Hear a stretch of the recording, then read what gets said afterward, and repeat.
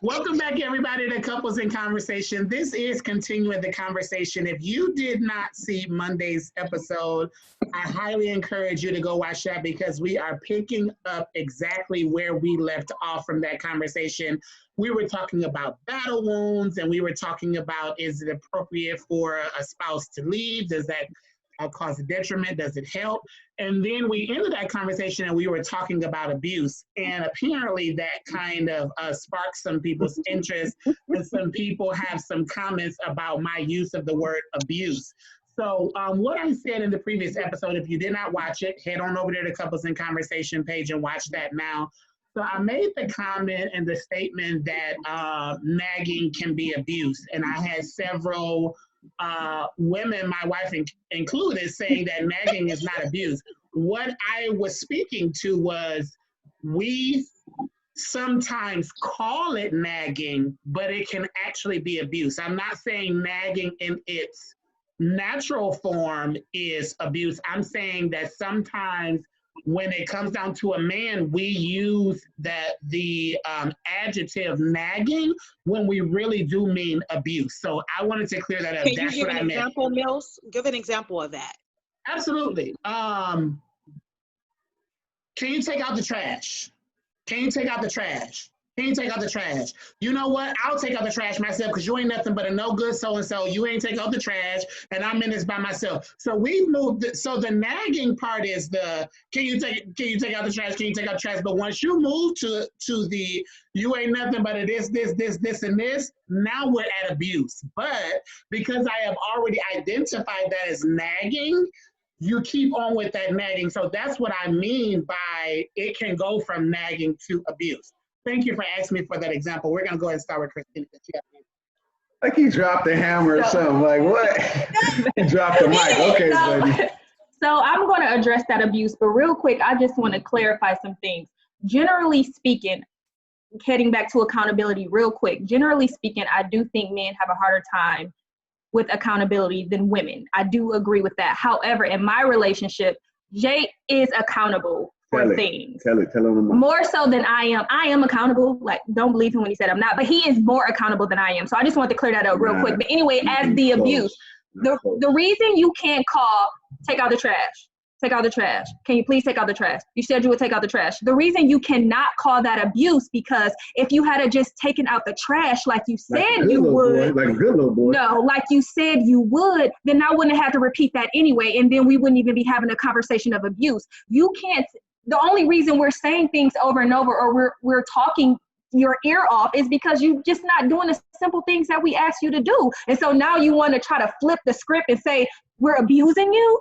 Come on. An issue with your nagging, though. Your nagging is okay, but when that nagging moves from you telling me something over and over because I'm not doing it on the specified time that you have given, you have moved from nagging to abuse, is what I'm saying. So we wouldn't have called you the low down, dirty, whatever the case may be. If not to say that people even do all of that, but we would not have done that if you had just taken out the trash like you said you would, or just did whatever it was you said that you were going to do. It's never okay to put somebody down, but people do reach their limit.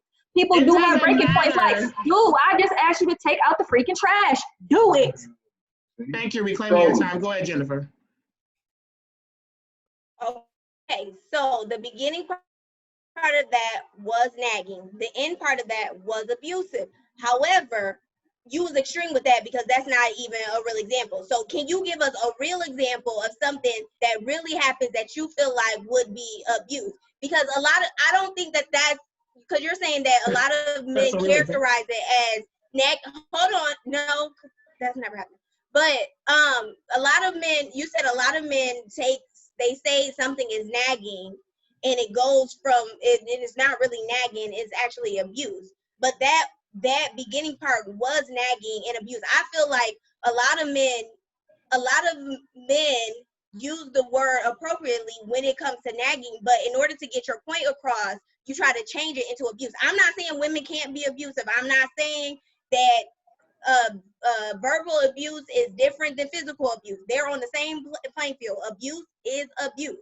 But what I'm saying is you have to be honest when it comes to that. Like, yes, both parties can be abusive, but in reality, men are more abusive than women. However, I do feel like women are more verbally abusive than men are. Men are more physically abusive than women are. Tammy? One thing that I don't do is I don't take that word abuse lightly. And when I say that someone is being abusive, it's definitely abuse. It's not a thought or question.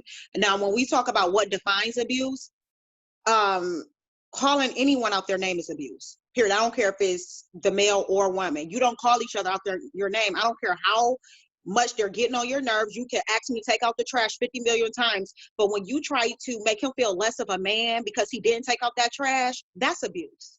And that is not acceptable in a relationship. Just like a man may make a woman feel bad saying she's not doing her sexual desires, and if another woman may do it, that's abuse. Anything to make a person feel bad or feel less of themselves that's really going to hurt them, that's abuse. And you should not want to do that to your mate, period. It's not acceptable at all. And I think that we need to focus on examining what the true meaning of abuse is and work on it in our community, because it's really sad that so many people suffer from abuse, and it really takes a toll on you, your family, your kids, your relationship. Like, we really need to get a hold to this abuse. I think we need to have a whole discussion on abuse.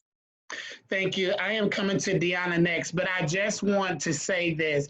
I have always said this from the beginning, I am very different than a lot of men I know because I am very sensitive and I am very emotional. And things for me escalate to abuse very quickly. That's all I want to say. Go ahead, Deanna.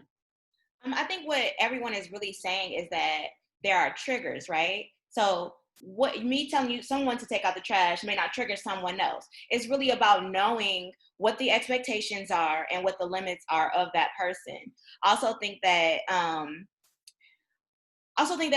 that as a woman, I am learning that different strategies work differently, right? Trash situation. I'm only going to ask you twice to take out the trash, right? Then I'm going to take the trash myself, and I'm not going to say anything else to you about it. Either you're going to see me in the process and you're going to feel guilty and take the trash, or that's just not something that you're going to do. So why even have the conversation, right? You really got to see, I feel like you also have to see what battles are worth fighting too. Because if you get so worked up over something so minuscule, how can you even deal with something big? One thing. Another thing is, a lot of times people argue over little bitty things when it's really bigger things that are triggering them, right? So then you, as an individual, you really got to dig deeper and figure like, am I mad? Am I angry? You know, like, am I hurt, right? Am I mad? Am I annoyed? Do I feel ignored, right? You really have to figure out what the trigger is, because a lot of times you're reacting from 6 or 7 different situations, not just the one. And then when you are pouring out that emotion, it's from all of the things that you've experienced. So I think we have to, as women, do a better job of separating the emotions of the situation, and then also realizing that as a woman, it's just got to get done. Some things just got to get done. So if you're not going to do it, that just means you don't have a place in my life. Obviously, that's not always the case when you're already married. But for me, it just got to get done. That's just how I operate. Either you're going to be a help or you're going to be gone. All right, Toylise. Oh, I didn't have anything.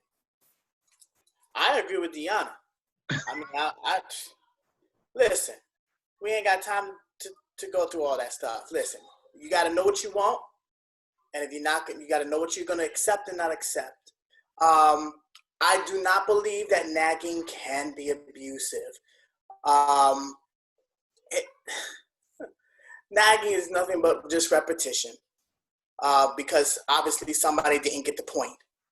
Now, if you don't want to have somebody keep going at it, then just do it. Because to at least say I nag all the time. But I do agree that when you do say something to demeanor somebody, to degrade them, that can be abusive. So when Frank said that it can turn into it, some people may take that nagging as the way to be abusive. Mm-hmm. But nagging in itself, to me personally, it's not abusive.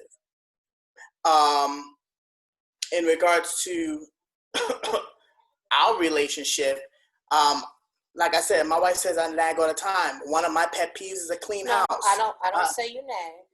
What do you say? Use the correct word. Well, what do you say? It start with a W. I don't know. Whine. Same thing. I'm saying the same exact thing over and over and over and over again. And she'll get upset and say, what do you say? Stop whining. You're acting what? Yeah, that's not appropriate for us. Yeah. Thank you, guys. We're claiming your time. We're going to Jason, and then we're going to get to our last topic of the night.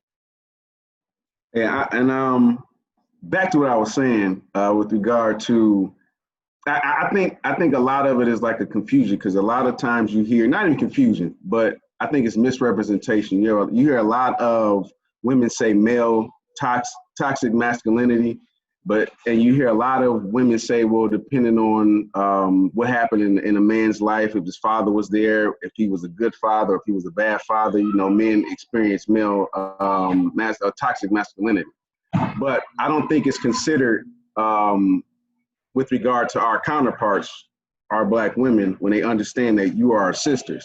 So the same toxic masculinity that we discovered or we experienced, you experience a high level of toxicity, whatever you want to call it, of with regard to how they grew up also. And so that's never addressed. And so a lot of things that as a man we find on our shoulders is dealing with that masculine or toxic masculinity, but it's not the same. It's not the same on the other end when it comes to women. They don't address, and that I've experienced, address some of the things that they've been through, some of the issues they've seen with their mother. Because if they grew up in a single parent household as men, then the women did too. And so that unbalance of a complete household or a functional household was not experienced on their end too. And so a lot of that is what I mean by not taking accountability for their own actions. And if you notice, you'll never hear a woman, or you'll never see a status where a woman is just like, in my opinion, just like, you know what, I'm gonna fall on the sword. This is what I did. This is what I need to correct. And even in the episodes, you don't really hear that. You always hear, well, this is what the man did. Men do this, men do that. When it's ever back on the women, it's always a defense mechanism, and it's always I have to defend myself rather than being like an accountability and saying, you know what, my attitude is a problem. The way that I approach you, the way I respond to you is a problem. This is something I need to fix. It's never like that. It's just, I'm strong and I need to do this and I need to be this way, so just deal with it. Okay, so, and I know I see your hand. I know we took a little turn, and so Deanna, you can respond to that, but first I want to give the next question, because right after that, we're going to go into the next phase of the episode. So our next question that we're going to be discussing is, when and if you decide to leave the relationship, are you defying, are you going against, are you tearing down the for better or for worse commitment? So we're going to dissect that. So Deanna, you can answer this, and then we're heading over to the Bells. Okay, I was just going to piggyback off of what Jason just said. I do think that a lot of times we don't fully express how much we've internalized from like what we did or didn't experience from our relationships with our fathers, and how we saw them interact with our mothers. I also think as women, we don't necessarily always know that silence is a tool, right? Like moving in silence can really be a tool. And I think as Black women, because we feel so unprotected, our voice has become a tool. But when we're in a relationship, it's kind of hard to then constantly remind yourself that you're safe now, right? You are protected. You don't have to, this person is on your team, not necessarily, this isn't someone competing with you. And so I definitely think there is a real adjustment period for women when you are, coming out of abandonment issues and really trying to remind yourself that you're not alone anymore. I agree with that totally. The Bells? Go ahead. Oh, so on to the next question? Yes. Answer. I personally don't feel like you are defying the for better or for worse. And going back to what we talked about in the first half, when it is cases of abuse or cheating or, some of those things that are past your breaking points. I feel like God is not the author of confusion, and he wouldn't want his children to, live under such stressful marriages of abuse and stuff like that towards one another. And, I believe the Bible even talks about people cheating and stuff like that, and you being able to step away. But I don't feel personally that you're going against it when you are past your breaking points. And I'll let her say the other part. I think that as far as the for better or for worse part of it, stepping away, I don't know if that's really, I don't know. I would just speak from our situation of like when we were dating. There were a lot of times where things happened and I was like ready to move. I was just like done. I was ready to give up. I was ready to throw in the towel. And every single time it was just something within me that just was like, don't walk away from it. Like, you have to fight for what you want. You have to learn how to work through those emotions, learn how to communicate what you're feeling, and help you to get through that. So I definitely don't think, and I also think that giving yourself too much time and space away will create your mind to think, because I'm a thinker. So like, it'll have your mind thinking like, okay, I can't live without this person, or I can function or maneuver. I can do all of this on my own. The things that person may have added to your life, now you're trying to figure out, how can I can do all of this on my own, or what else I can put in that space. So I don't think that all the time it needs to be any space. I feel like just being mature enough to communicate and work through those hard things, those hard conversations, and just communicating and finding a way through it.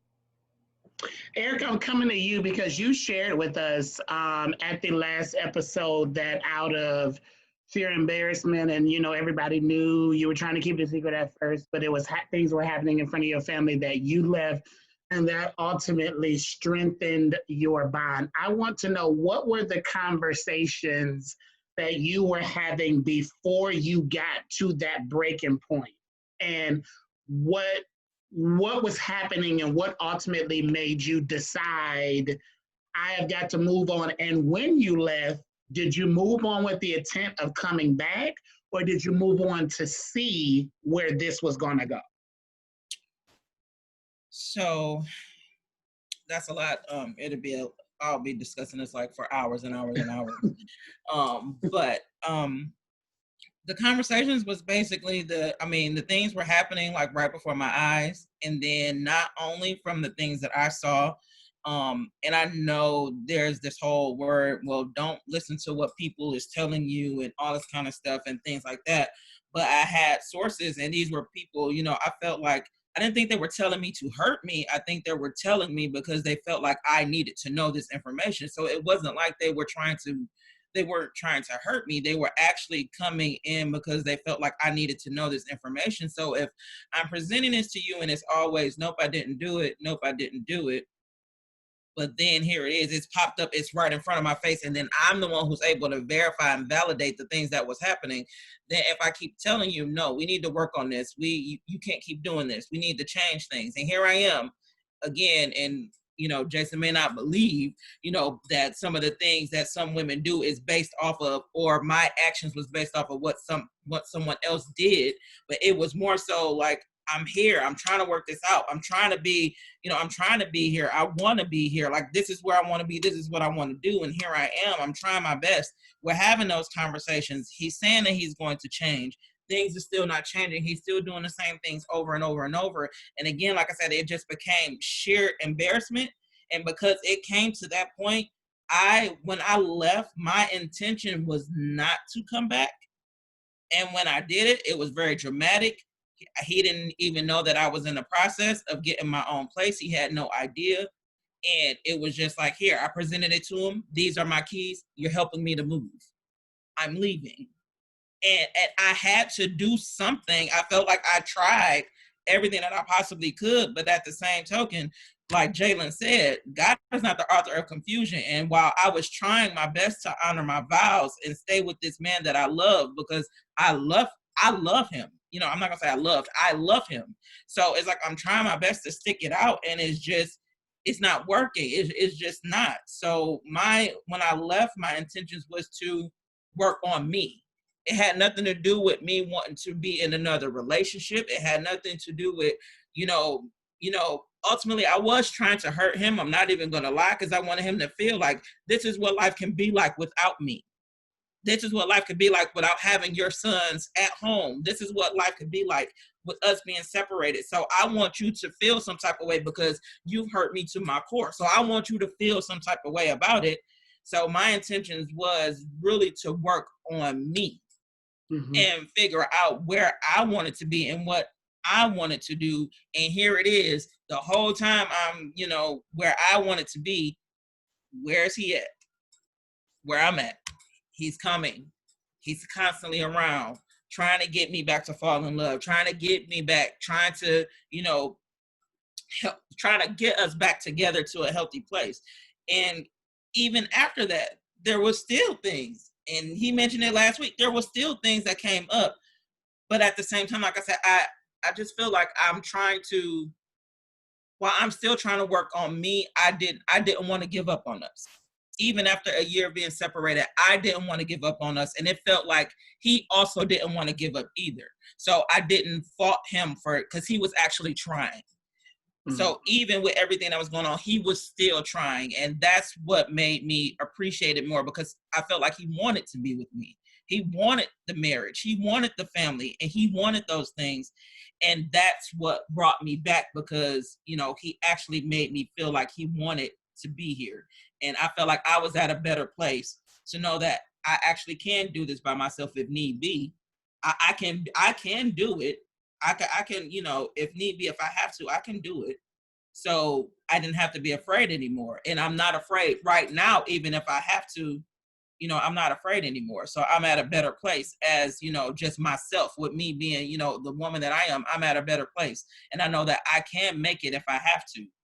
So, and I think that was me just getting myself together. And now we're in just a better place now, where I think we're happier than we've ever been at this point, because we're learning how to take accountability for our actions, discuss the things that's happening. And even if one of us do make a mistake, we can talk about it, we can work past it, and we can move forward. And I think it takes two people to really be in the ring to want to make things work, and not, banging each other upside the head about the things that we did in the past, just moving forward. Right. All right, Jennifer.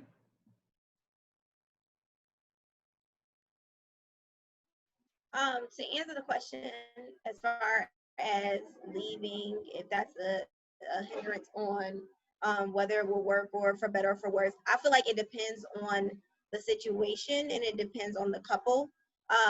Because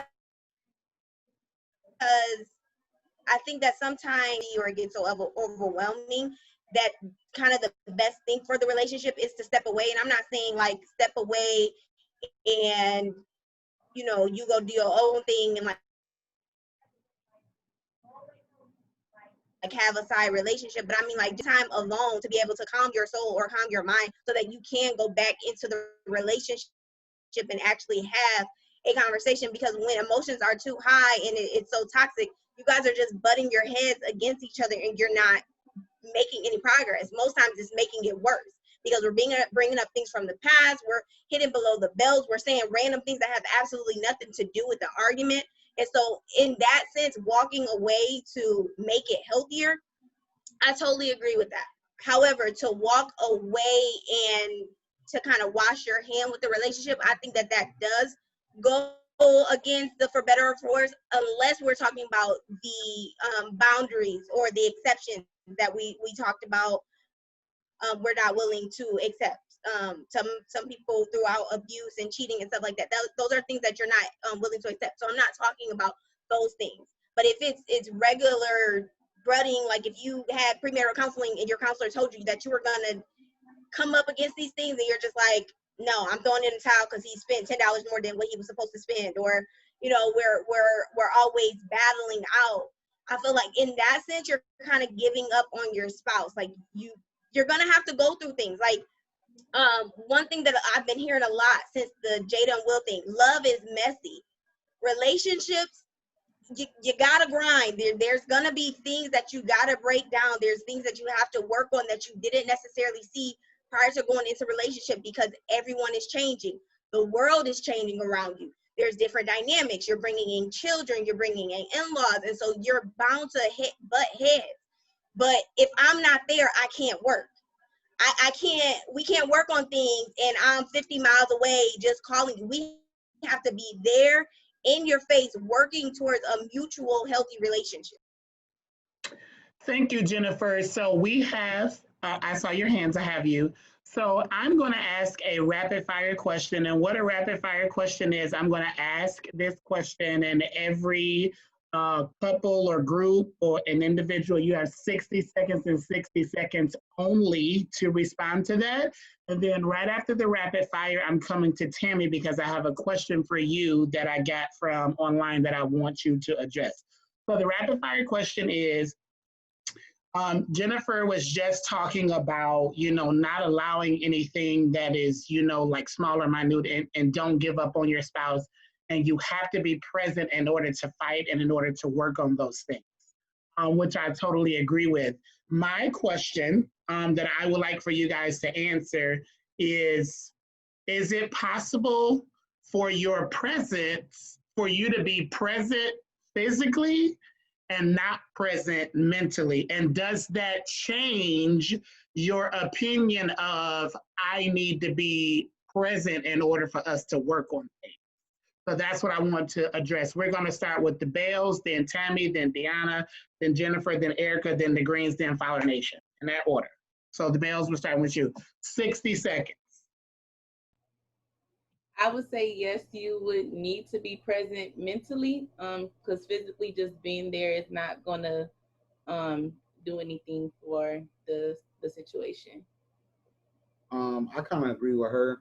We spent the last 2 years of our relationship semi-long distance, and a lot of times, like when we would get into intense fellowship, I'll call it, my mind would be somewhere else, and sometimes I could be there physically but not fully invested mentally. So it was a constant tug and pull. I definitely think you need to be there mentally and physically in order to make the situation go forward. All right, Tammy. I think it's very important that you're present both physically and mentally. If your mental is not there, it causes a gap in your relationship. It causes the other person to become frustrated. You're not really present to give your all. And ultimately, it's going to cause more confusion. It's going to cause more problems, more disrespect, more resentment. So you always need to be there mentally. And I know that from experience. Thank you, Tammy. Deanna? Again, being the single one, I think that sometimes it may be necessary for the person not to be there physically or mentally or emotionally if they need to heal, right? Because sometimes you can't work through anything with your partner if you don't really figure out what the root is within you, because they may just be reacting to the seeds that are in you. And so I think that it depends on the situation and what you're fighting about, right? And if it's something that both of you are fighting, or this person really can only be a support because this is your issue, I think that is the major piece of figuring out who needs to be present. But if it's both of you, obviously physically and mentally is necessary. All right, Jennifer. Like I said it before, I think it needs to be both. However, sometimes it's hard to be there mentally and physically. And sometimes it's hard to even acknowledge that you yourself are not there mentally. There's been numerous times within our relationships that we have been fighting or even just having a regular day, and I literally was not there mentally or emotionally. But in the moment, sometimes I didn't realize that I wasn't there until I'm trying to backtrack, like, what even happened? Like, you mad because of what? Like, what did I even say? But I was kind of just on robot mode. I was just there. And so feelings were hurt, but I didn't even know how to approach it because I wasn't physically there. And I think, I mean, I'm mentally there, but I think that also goes back to kind of what Jalen was talking about, how they had spent some time apart.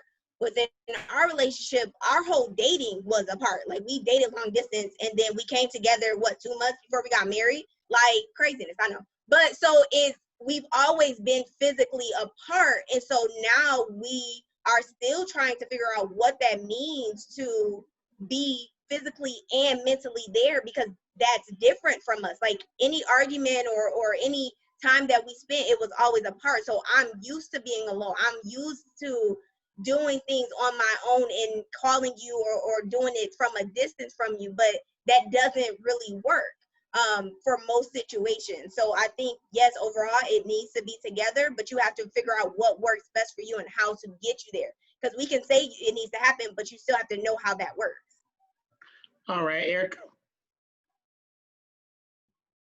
I definitely feel like you have to be there. You have to give your all, period. There's no way you can be there, physically and not be there mentally, emotionally, even spiritually. At some point you have to be there, in order to, win the fight. If we're going to be in this thing together, then we have to bring everything to the table if we're going to do this thing. And if it's, I'm giving you all of me, so the expectation is that you're going to do the same thing in return and give me all of you. And I feel like in order for us to make that work, you can't just be here. Your shell, I don't want a shell.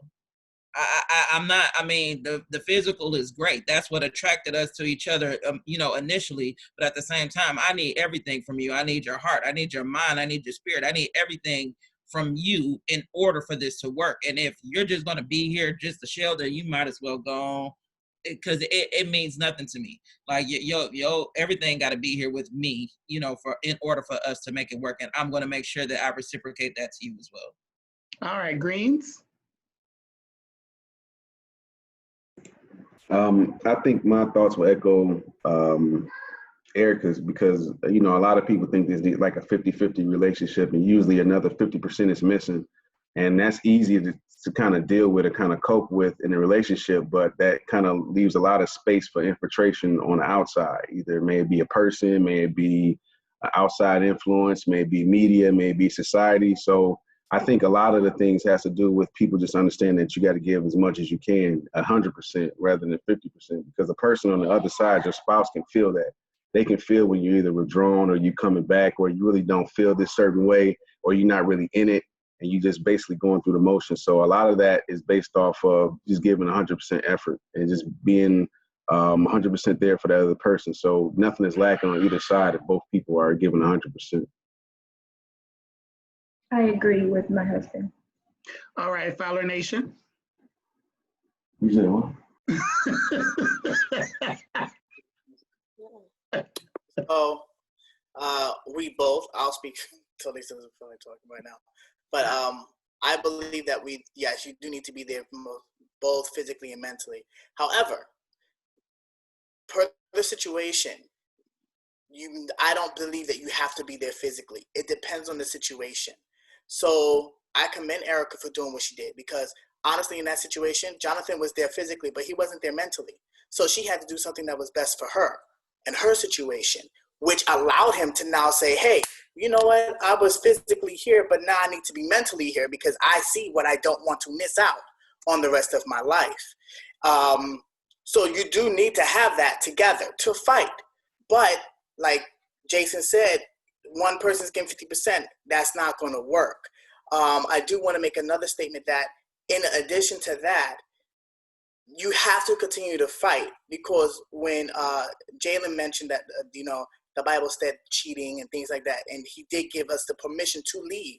However, Jesus' word said that it wasn't meant for us to separate. It was meant for us to continue to stay married once we got married. So you continue to fight. However, you do have to do what's best for you at that particular point in time. And what Erica did was best for her.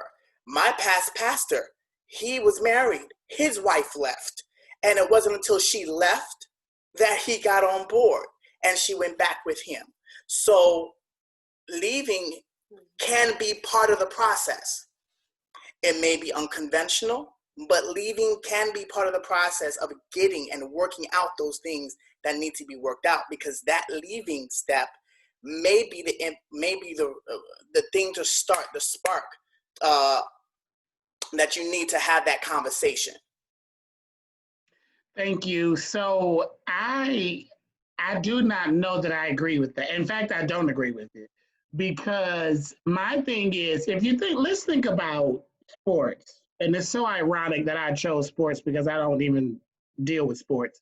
But if you step outside of the ring, or if you go if you walk off the field, or if you're in a boxing ring and you jump over the ropes and you run, or if you're playing tennis and the ball goes out of the net, the game is no longer in play. You're disqualified. That play is disqualified. Everything is disqualified. So saying that leaving can be a part of the process, and that it's an okay part of the process, in my opinion, causes a disqualification. Now, what I do believe is that we all have our things, right? So something, and that's why I think it's important I have said it once, and I'll continue to say it.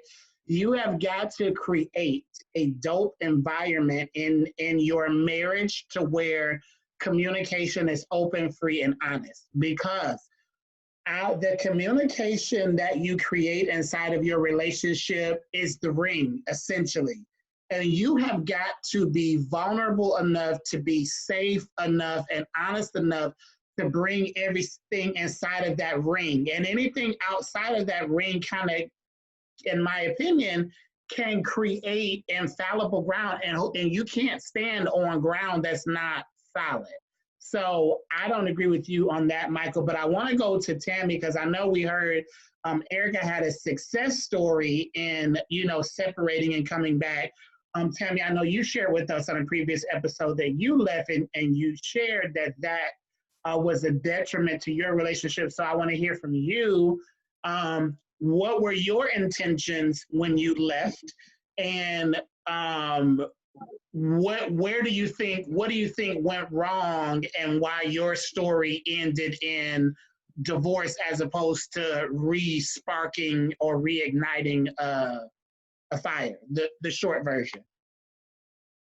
Very personal question, Mills. Good thing I'm transparent.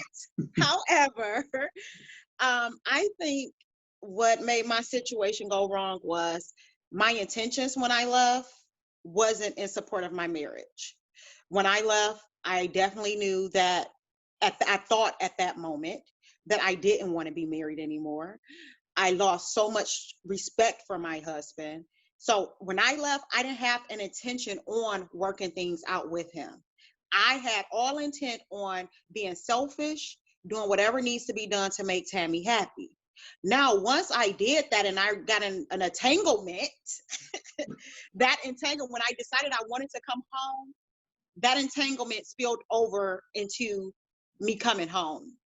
And even though my husband, because he got involved in some entanglements too, and during our separation, even though he had entanglements that spilled over to home too, the difference between me and him was when I left the first time, mentally, I was completely gone.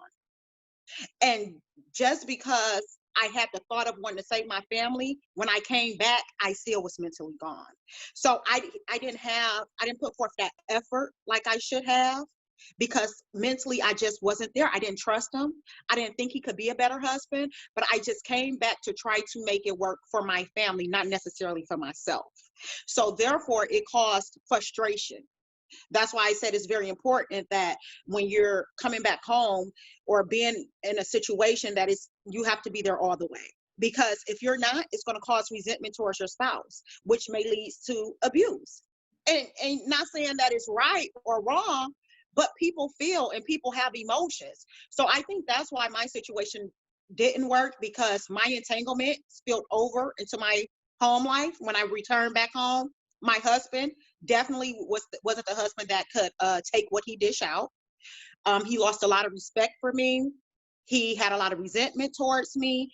And because of that, it became into a toxic, abusive relationship. Okay. Toylise?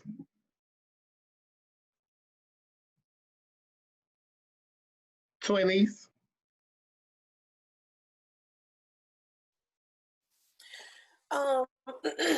And because of the exact same reason, just to piggyback on what Tammy literally just said, that's why I am a firm believer in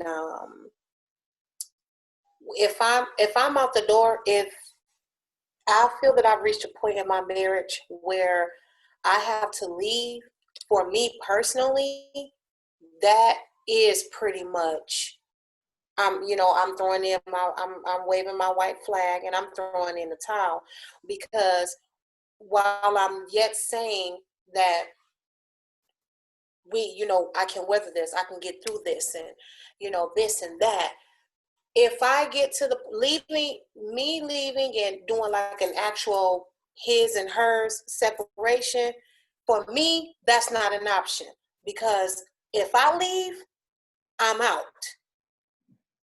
Period. I don't, because then you have to think, okay, when you leave, does that mean that, you have the right to do you? Are you still honoring your marriage in your leaving? So I just don't feel that that's possible when you are in a separation where the wife is over here and the husband is over here. Space is important, but actually leaving and, I'm about to live a separate life as if I'm single, that's for me personally, that's not an option.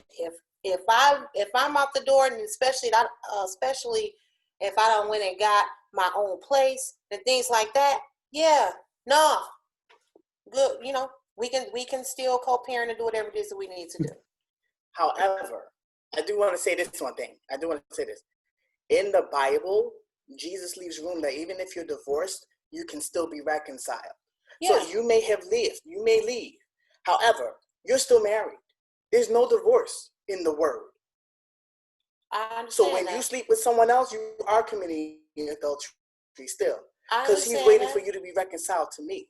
So leaving can be part of the process. It can, but not for me. I'm just saying. If I leave, I'm gone.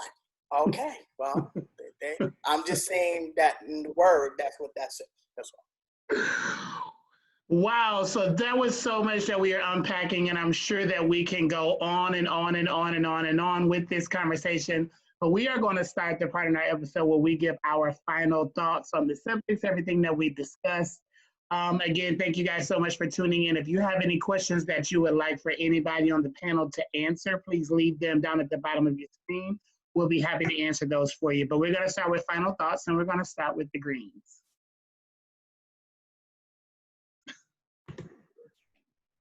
So my final thought is, one, leaving is not a part of my process, and I can't get past that, period.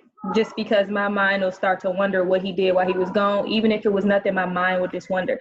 The moment you stick your private area inside another woman's private area, that's not something that I can get past, me personally, because I'm gonna think about it every time.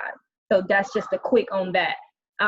As far as the earlier part of the conversation when we were live on Facebook, the battle wounds and the for better or for worse, I pretty much gave my final thoughts on that. There is a limit to my worst, and I pray that I never make it there, that I never have to experience that. I understand that every couple goes through things, and Jason and I are no different. We are going to go through things, but just to put like a definite on my answer, there is a limit to my worst. But I appreciate this call. I'm happy that the guests we had today, y'all were very good. Y'all gave some good opinions. I really appreciate it. Deanna, you was on point all night, pretty much.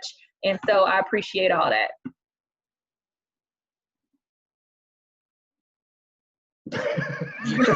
Jason, so extra. I was waiting Reclaim his time. You reclaim my time and give me 10 seconds all night, though. I was waiting for a proper introduction, man. I agree with, this was a very good topic with regard to understanding, each one's mate.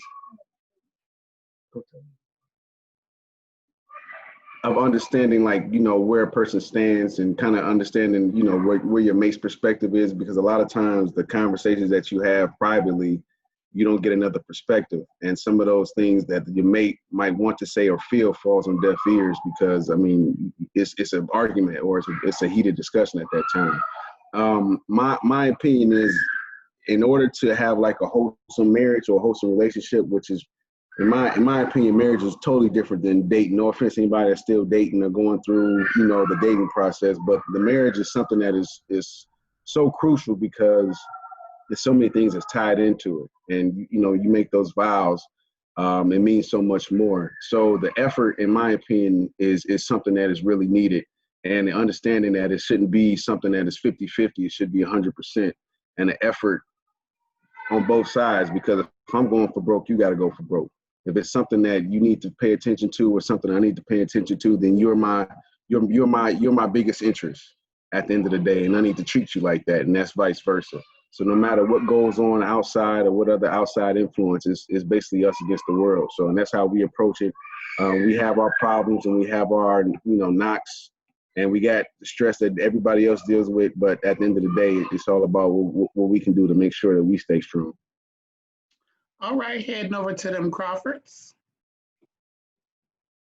As always, I love these conversations. They're very enlightening. I always take a little bit of what everyone says and, you know, just kind of take a little bit and put it, you know, in my back pocket to use for later on. I just want to say I really enjoyed our guests on tonight.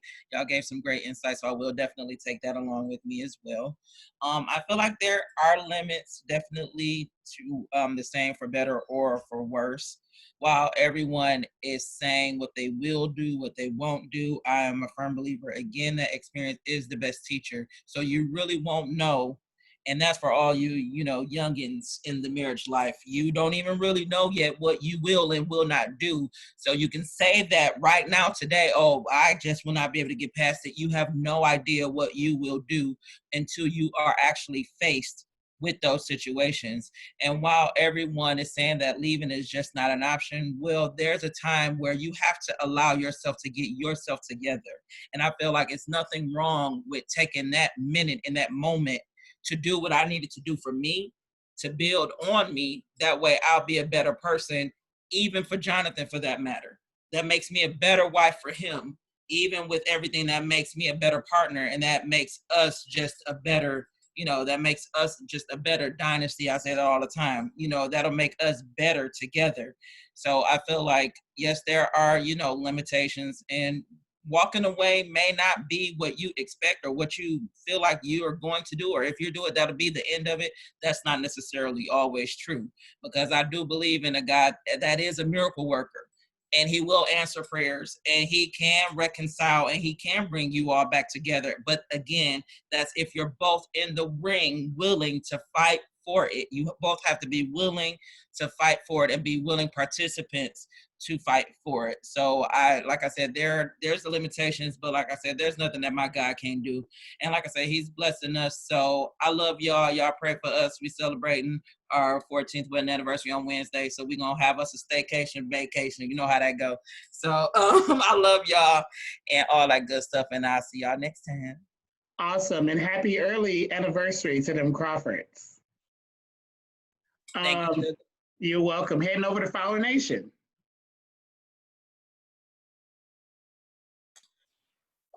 Final thoughts. I appreciate the conversation. The topic was enlightening. I do want to say that I agree once again with Erica. Leaving is not everybody's thing. That depends, or separation or time alone. It's not everybody's thing, you know. However, I agree with Erica in saying that you don't know what you're going to be able to deal with until the situation comes. So, you know, better or for worse, that's what it is. It's for better or it's for worse. And whatever your worse is, that's what it is. I don't think there's a line, but I do believe that separation or time apart can be part of that process. It depends on the relationship.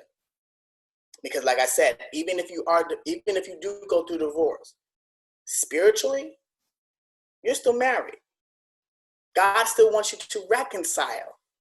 And I'm just glad that those people who do separate, some people do allow themselves to remain open, so to see the error, the changes and things of that nature, that they haven't gone that far to say, you know what, I'm completely cut off. And that's not to say that if you do that, that's wrong either. But I do appreciate people working it out, because in the beginning, not everybody, and I agree with Frank is saying that environment has to be created, but some relationships just don't have opportunity to create that environment for open communication and being real and things of that nature, because there's so many other factors. But it is for better or for worse. I don't believe there are limits. I don't count separation as being the end thing. I think you should always keep yourself open, because people change daily. And just because you're not there mentally now and you're there physically doesn't mean that you can't be mentally there and physically there at a later time. Amen. All right, going over to Deanna LaFay. Okay. In terms of the for better or for worse, my final thoughts are going into a relationship, making sure that you know what the better is or the best is that you can expect from this person. Like basically knowing knowing the good parts of them that you're getting, so that you can be rooted in that, what you're getting from the relationship. And then also knowing that sometimes what we feel is worse is a combination of our experiences from other people. So making sure that when we do have these negative interactions with our partner, that it's not a compilation of everything that we've experienced similar to this, and that it's really strictly what I've experienced with you, so that we can talk about things that you can solve. Because if it's from someone else, there's nothing you can do about that. Even if I'm spilling out this emotion, you shouldn't have to take all of what you didn't help build. So just knowing the good things that you can ground yourself in, but then also knowing that what you give to them should be a reflection of what they've given to you, not from what you've experienced from everyone. Awesome. Tammy? I first off want to say that this was a very difficult conversation for me, because it hit so close to home. But what I want to leave a final thought saying this to the married couples: don't let your reactions to the bad bring your marriage to its worst, because ultimately divorce is the worst.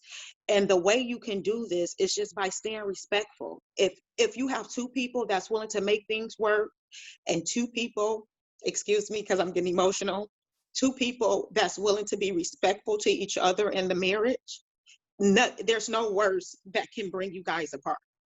So don't let your reactions or your emotions to these things cause for you to bring your marriage to its worst. Thank you, Tammy. Heading over to the Bells. First, I'd just like to say thank you for having us on here. We really do appreciate the opportunity as newlyweds, being able to come in and just give our opinions and our experiences. I do appreciate the transparency from everyone else, and giving your experiences and enlightening us in a new way of some of the things that may happen in the marriage, how you may have to face those situations, and it was very enlightening on that end. One thing I can say we can all agree on is just the basis of it is just keeping Christ a part of your marriage, communicating, and being open, honest, and transparent with each other. I pretty much agree with everything she said. Thank you guys so much again. This was very, very good. And as far as my final thoughts on for better or for worse, as most people mentioned, there is a sort of limit and a breaking point, I believe, and it just depends on the person. I do believe that God can bring you through anything, but if you are going to make it work, it has to be a consensual effort. And you have to remember as a couple not to use your partner's nakedness. And what I mean by that is their insecurities, their faults, their flaws and stuff like that against them, and not to use it as ammo, because that will only create more distrust.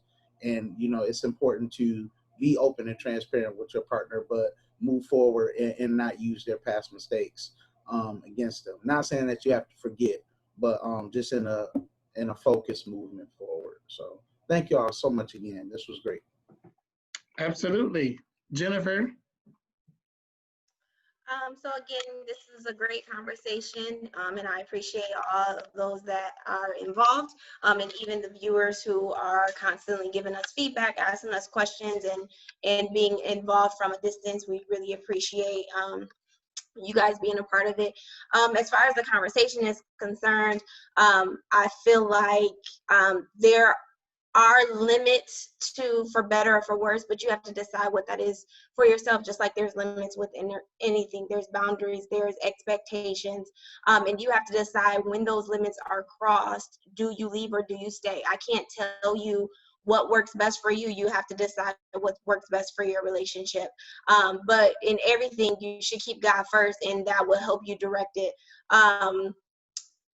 When it comes to taking accountability, going back to that, yes, I think that it's important for both sides to take accountability. Like we joke about men not taking accountability, and women taking more accountability. Again, it depends on the person. There's no across the board situation, but you have to decide to be your best self, and being your best self means accepting your flaws, accepting when you did wrong, and moving towards that change in order to build a better self and build a better family or a better relationship. Anything can come out of the water, whether you're in the household or outside of the household, but how bad are you going to fight for it? How bad are you going to fight for you, and how bad are you going to fight for your family? Everything that you do, you should do it to be the best that you can. I think that the things that were said today, I think it's going to help me as far as my relationship and personally, because what we are here is a platform in order to build ourselves. Yes, some of the things that we say, we are hoping that it hits something within inside of you, but it's also helping us as well to become better people, become better contributors to society. Thanks, babe. I'm so overwhelmed with this conversation. I thought it was very powerful. I thought it was very impactful. I heard a lot of great things. I am so in belief that God always knows what he is doing. Our guest today knocked it out the ballpark. So thank all of you guys, the Bells and Deanna. So appreciated your perspectives and everything that you guys brought to the conversation. I will say, getting back to what we spoke about today, I believe that there are limits to everything. There's a speed limit, and if you go over the speed limit, you get the ticket. I do believe that while there are limits, that there really should be nothing that separates you and that detaches you, and it is my hope and prayer that nothing gets to the point where you have to separate permanently. And if you do get to that place where you do have to, or you feel like you have to separate permanently because you are overwhelmed, it is always my hope and my prayer that reconciliation can happen, because we do have the ministry of reconciliation. That's what we do. We were created to have that. That is in us. It's a part of who we are as humans. So that's just my final thoughts on that. I love the discussion. And if you have any other questions about this topic or any other topics, please leave us a comment. If you have not already, on Facebook, like the page, comment, share the page. You can find us on Instagram at Couples in Conversations. You can find us on Twitter at Couples in Conversations, and you can go to our YouTube page. Please come back on next Monday at 8 p.m. Eastern Standard Time. We are going to be talking about some great things then as well. A couple of things came up in our conversation today that we're going to kind of talk about. We're going to talk about how the abuser does not get to decide how the abused responds. And we're also going to talk about using your mouth for love and not as a weapon, because a lot of times we use our mouths as weapons instead of aids of love. So we're going to be kind of breaking that down on our next conversation. Thank you guys so much for joining in, tuning in. We love you guys. Thanks for watching, and we'll see you next time with Couples in Conversation.